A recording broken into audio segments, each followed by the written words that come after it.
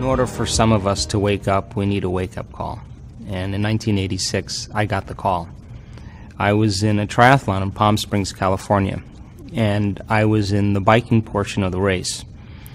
And I was coming up to this intersection, and there were two cyclists that were turning onto another road. And there was a police officer that was standing on the opposite side, and he was pointing at me, and he was telling me to turn and to merge onto this road. And so I was locked in on him, and I wasn't paying attention to the road. And the problem was he had his back to the oncoming traffic. So as I made the turn, a four-wheel drive Bronco going about 55 miles an hour hit me from behind and catapulted me out of my bicycle.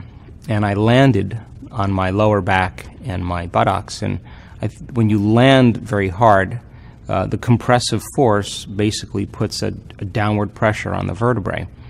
And the compressive force compressed 6 vertebrae in my spine. The 8th thoracic vertebrae, the 9th thoracic vertebrae, 10, 11, 12, and the first lumbar vertebrae. And when you compress volume like that, the matter has to go somewhere. And in my case, it went back towards my spinal cord.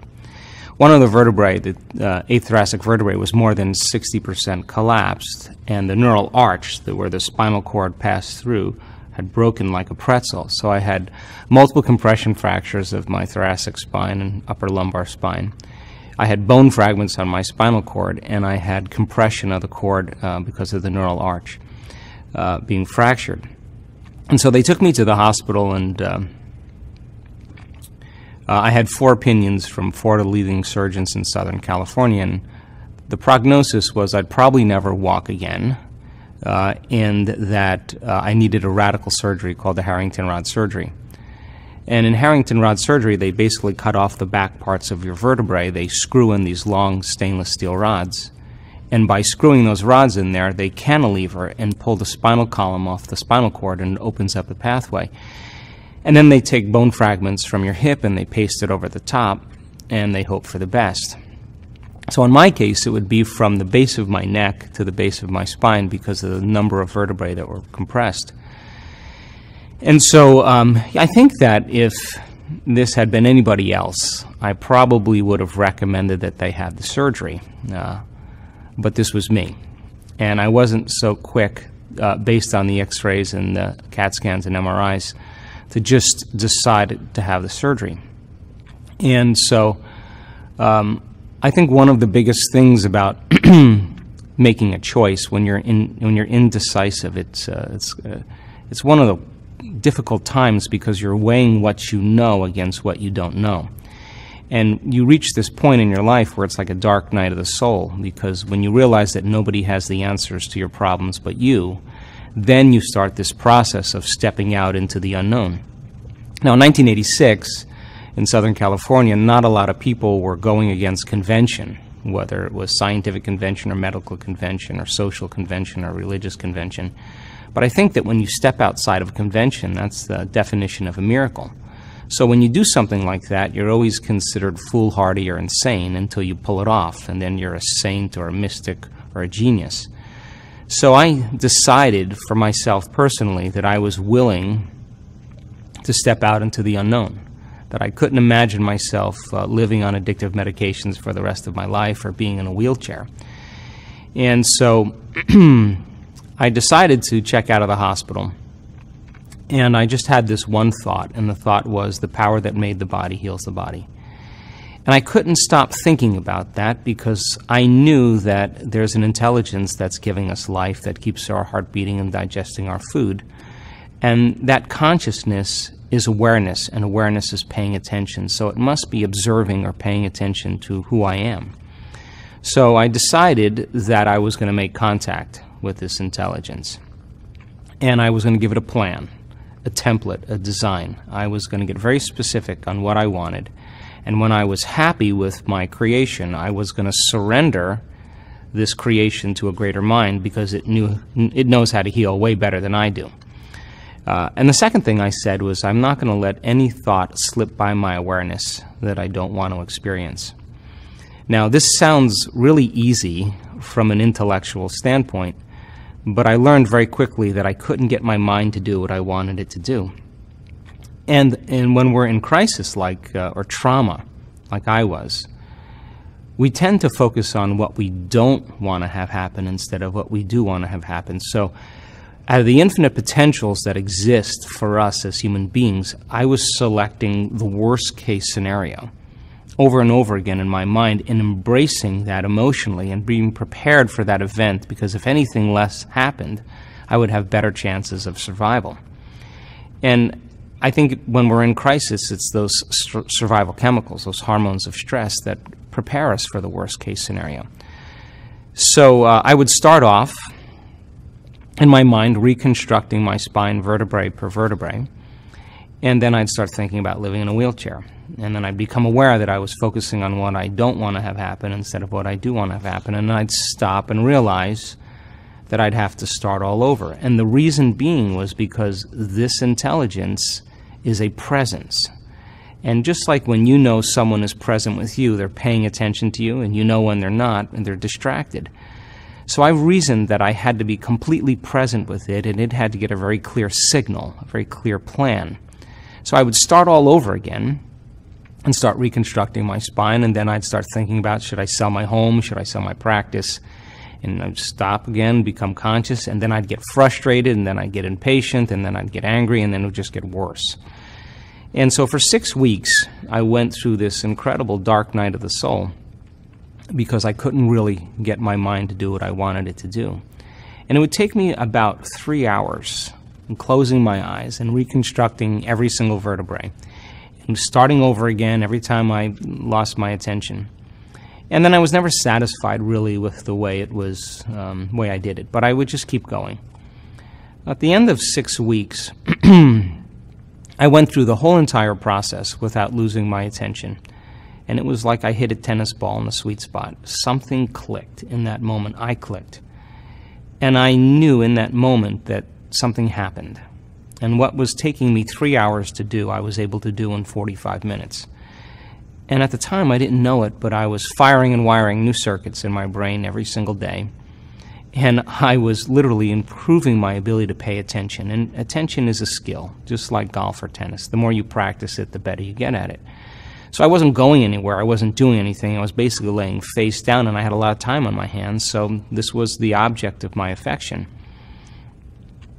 At that time, when I was able to go through that whole rehearsal, I started noticing significant changes in my body. My pain levels dropped and diminished immediately.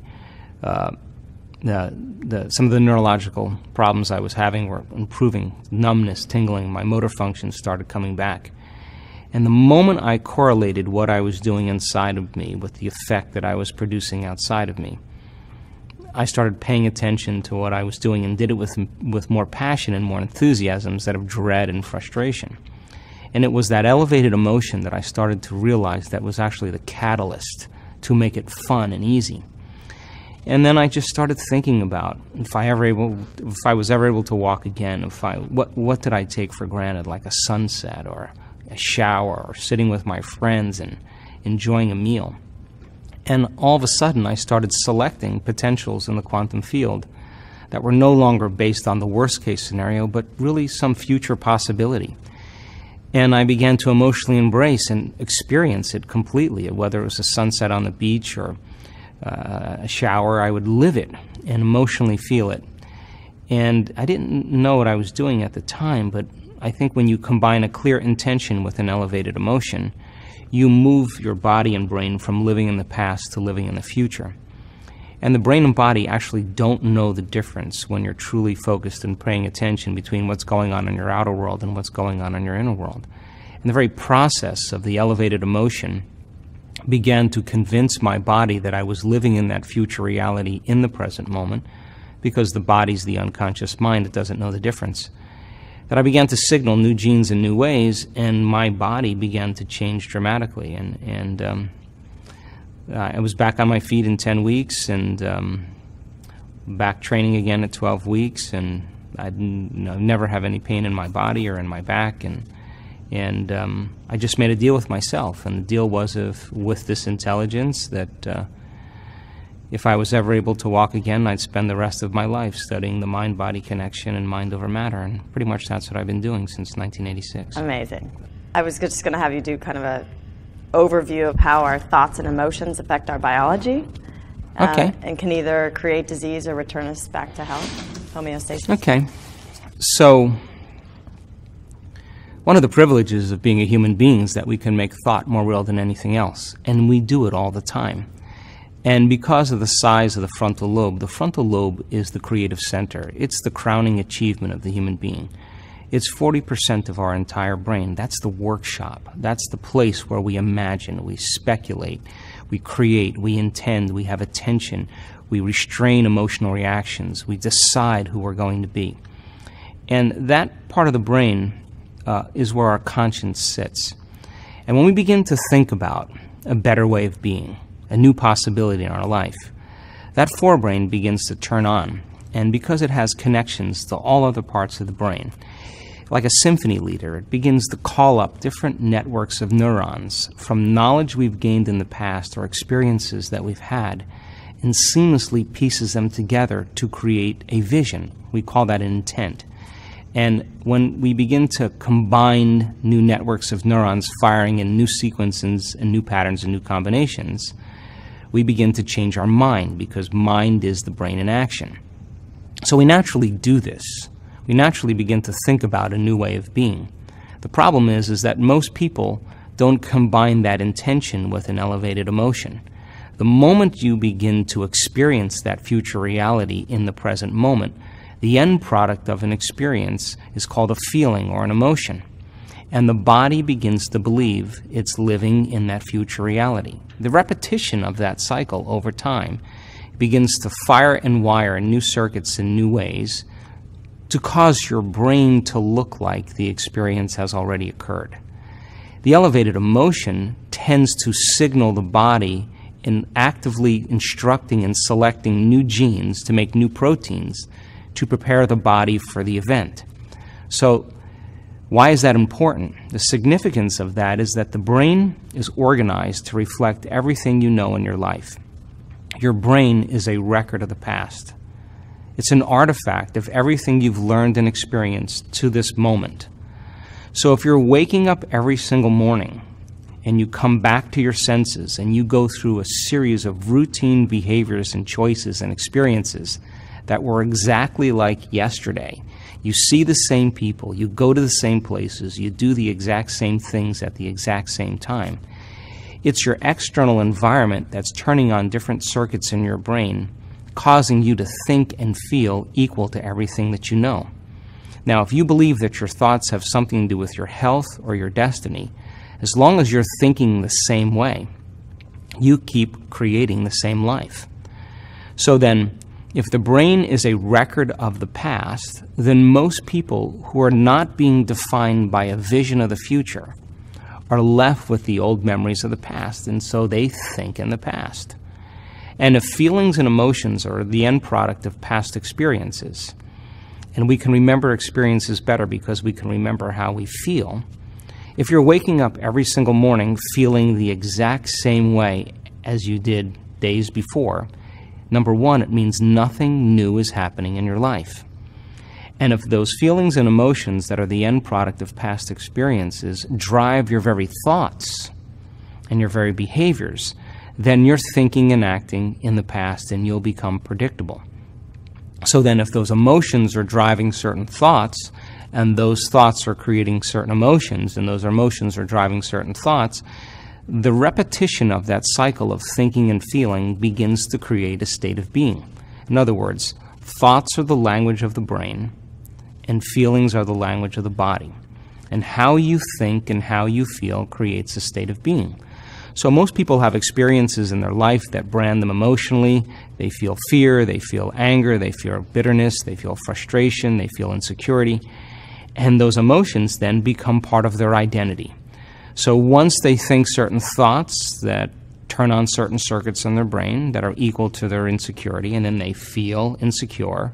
The moment they feel insecure, they think more insecure thoughts, which makes more chemicals for them to feel insecure. And the repetition of that cycle over time conditions the body to subconsciously become the mind of insecurity. So then the person says, I am insecure. And whenever you say, I am anything, you're commanding your mind and body towards a destiny. So then most people's biology is, for the most part, their past. And so if you're not being defined by the vision of the future, some new possibility in your life, you're only left with the old circuitry in your brain and the old emotions of the past. So the question then is, can you believe in a future that you can't see or experience with your senses yet, but you've thought about enough times in your mind that your brain is literally changed to look like the experience has already occurred? Now, the latest research in neuroscience says you can change your brain just by thinking. So then, as you begin to think about a new possibility, and your brain begins to fire in new sequences and new patterns and new combinations, and you begin to plan your behaviors, and you begin to review in your mind, mentally rehearse who you're going to be in your life, the mere action of mental rehearsal begins to install the neurological circuits in your brain, the hardware, to look like the event has already occurred. If you keep revisiting that same thought and that same sequence, the hardware becomes a software program. Now your brain is no longer a record of the past. Now it's in fact a map to the future. And if you were then to begin to emotionally embrace your future before it's made manifest, in other words, you're not waiting for your healing to feel wholeness. You're not waiting for your new relationship to feel love. You're not waiting for the mystical moment to feel awe. You're not waiting for your success to feel empowered. That's the old model of reality, of cause and effect. Waiting for something outside of us to change how we feel inside of us. And then when we feel differently inside of us, we pay attention to whoever or whatever caused that. That's a memory. That's how we create associative memories. But this model is about causing an effect, which means you have to feel awe for the mystical moment to occur. You have to become empowered in order to create your success. You have to feel wholeness in order for your healing to occur. We have to feel love for ourselves and love for life in order for us to have love in our life. And so then to instruct people how to teach their body emotionally how that future could feel like before it's made manifest, if they do it properly, their body as the unconscious mind begins to believe it's living in that future reality in the present moment, and they're beginning to signal new genes in new ways that begins to change their body to look like the event has already occurred. So can you then select a new potential in the quantum field, infinite potentials in the quantum field, and begin to emotionally embrace that future reality before it's made manifest to such a degree that your body as the unconscious mind is believing it's living in that future reality in the present moment, and you're changing your body by thought alone. Now, if there's physical evidence, neurologically, biologically, chemically, genetically, in your brain and body to look like the experience has already occurred, then relax, because the experience is going to find you, and it's going to come in a way that you least expect. Now, this is the significance of that. It has to come in a way that we least expect, because if we can expect it, it's nothing new. It's more of the known. It has to catch us off guard. It has to surprise us, and it has to leave no doubt that what we've done inside of us produces some effect outside of us. And when we can correlate the changes we've made inside of us with the effects we've produced outside of us, we pay attention to what we've done and we do it again. And that's called human empowerment. And I don't think there's a person in the world that's so special to be excluded from this phenomenon. So, common people around the world right now are doing the uncommon, because I think this is a time in history where it's not enough to know. This is a time in history to know how. And if you can combine the latest research in quantum physics with neuroscience and neuroplasticity and neuroendocrinology and psychoneuroimmunology and epigenetics, all of those sciences point the finger at possibility. And so learning it is one thing. That's philosophy. It's theory. It's knowledge. It's analytical information. But when you take that information and you apply it, you personalize it, you demonstrate it, it means you're going to have to initiate some actions. And when you begin to change your behaviors, and you can get your behaviors to match your intentions, you are going to have a new experience. Now, philosophy, learning information, creates new synaptic connections in the brain. That's what learning is. Learning is forging new circuits. Remembering is maintaining them. But when you take that philosophical information and you begin to apply it to your life, if you do it properly, you should have a new experience. And the new experience then, through all of the sensory feedback from your environment, begins to enrich the circuits in your brain.